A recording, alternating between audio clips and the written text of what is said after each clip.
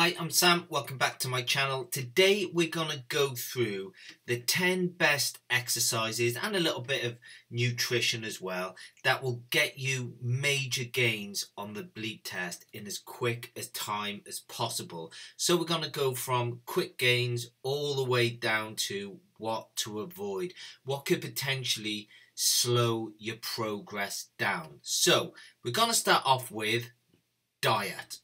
Diet is going into quick gains.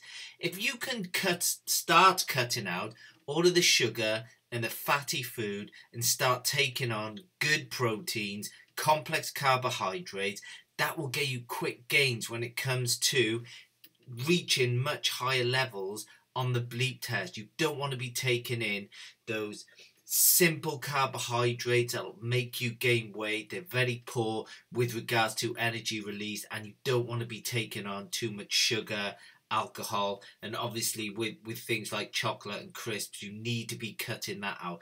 That'll also help you drop weight. It'll also give you, with the complex carbohydrate, it'll also give you more energy when it does come to the Bleep test. Right, next one, hill reps. Quick gains when it comes to hill reps.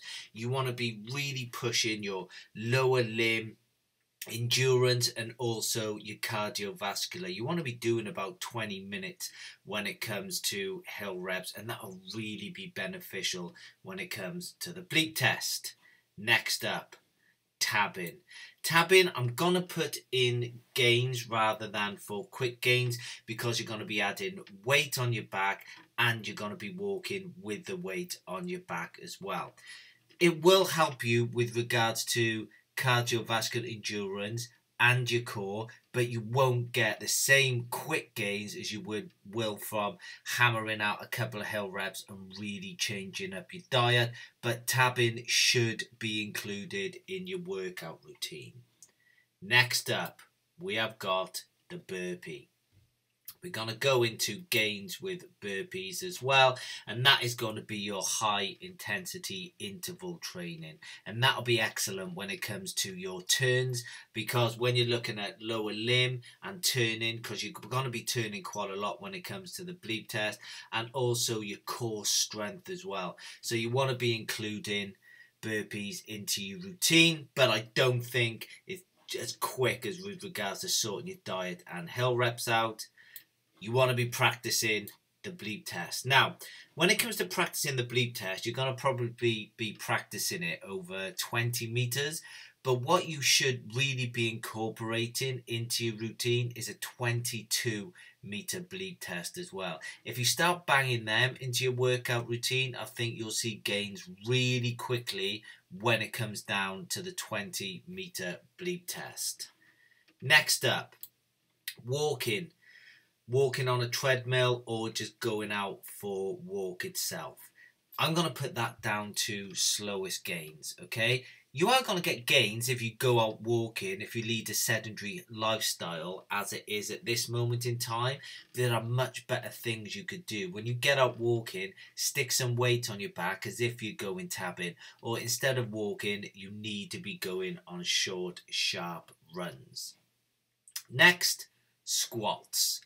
We're going for gains as well. Squats need to be incorporated into your workout routine, whereby once you've done some hill reps or you've done a Bleep test, you want to be squatting afterwards as well. Really build up on that lower limb endurance, because some people, they might not feel tired with regards to cardiovascular wise towards when they come into a stop on the Bleep test. A lot of the time people's legs will give out, so you need to be squatting to ensure that doesn't happen to you. Next up, we're looking at weights, bench press, bicep curls, shoulder press.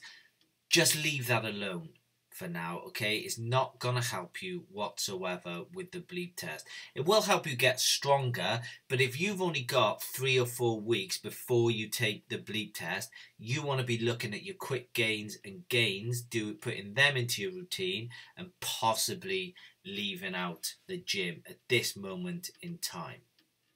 Right, stretching. Stretching will help. Stretching will help with your all over body malleability. However, it needs to be incorporated with the likes of your gains and quick gains. Just stretching, it will help you a little bit and you will probably see a little bit of improvement. However, it needs to be added into the rest of your routine. You add that into the rest of the routine and you will see gains very, very quickly.